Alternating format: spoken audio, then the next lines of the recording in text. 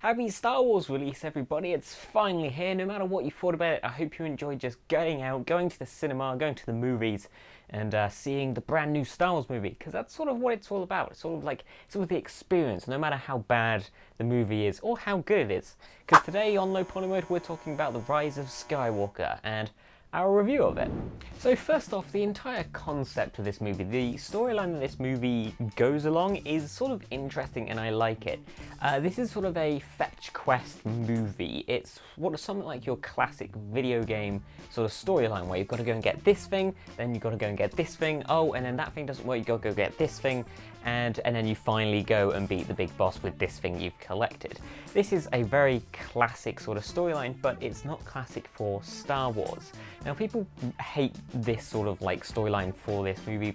People have been complaining that it's sort of linear and boring, but I kind of like it because we haven't had a Star Wars movie that's a fetch quest movie. You know, we've had the coming of age stories, we've had the destroy the big thing in the sky, we've had the love stories, but we haven't had a fetch quest. And that's an awesome thing to see because, you know, it's more Star Wars and it's a different type of movie. Yes, Rogue One was sort of like a fetch quest, but it wasn't as fetchy questy as this movie. But I think it works well for what it had to do.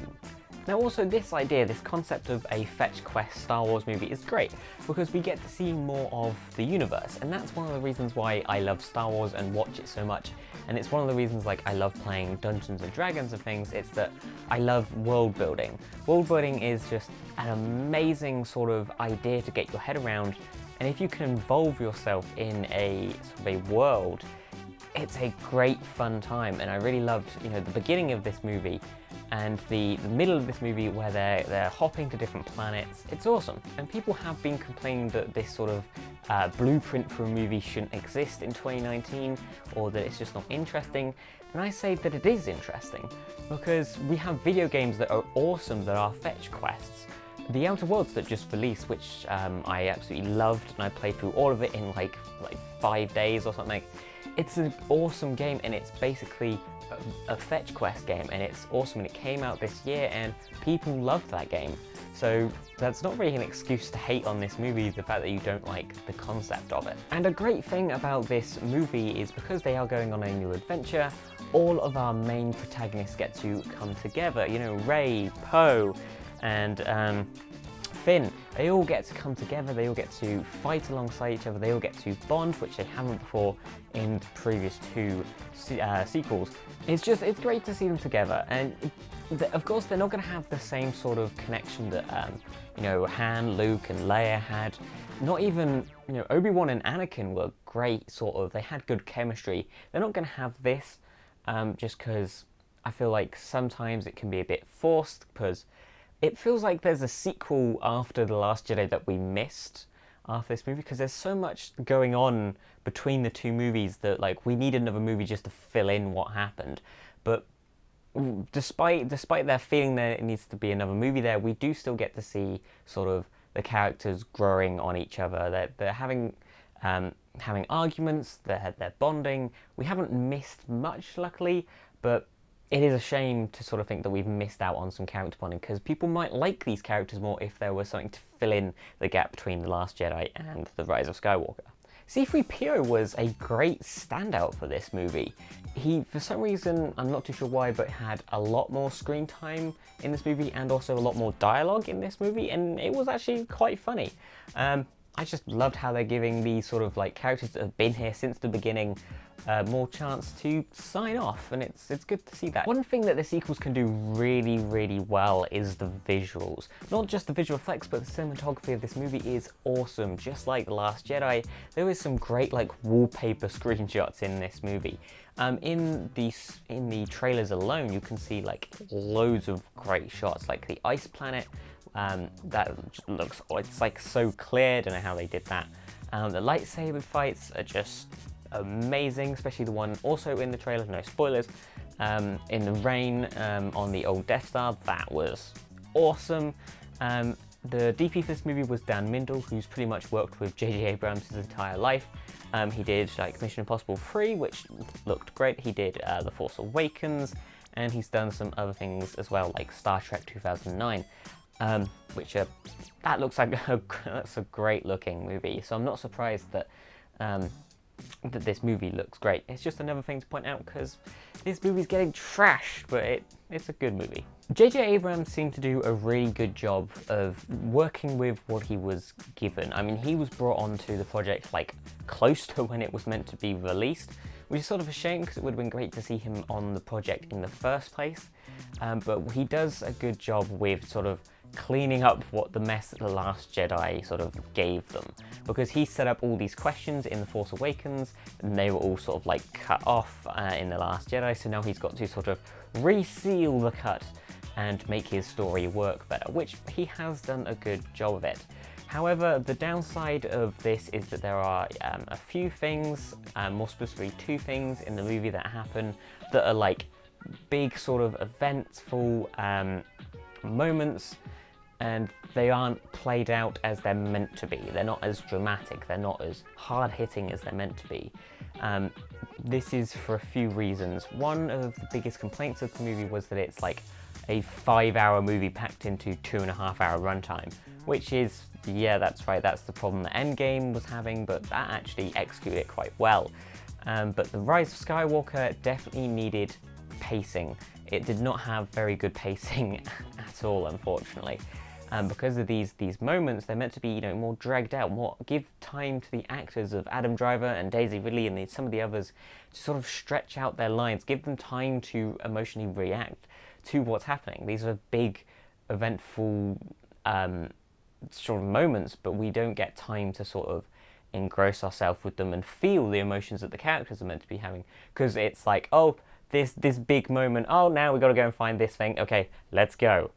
And yeah, it was sort of a shame because Daisy Ridley, I swear, is like a really good actor and she can give a really good performance if she's given time, and which unfortunately she hasn't, because instead J.J. Abrams decided to put more time into explaining what's happening on the scene instead of showing us. And talking of that, one of my biggest problems, probably my only problem with this movie, was the fact that they decided to break sort of one of my favourite sort of guidelines in cinema.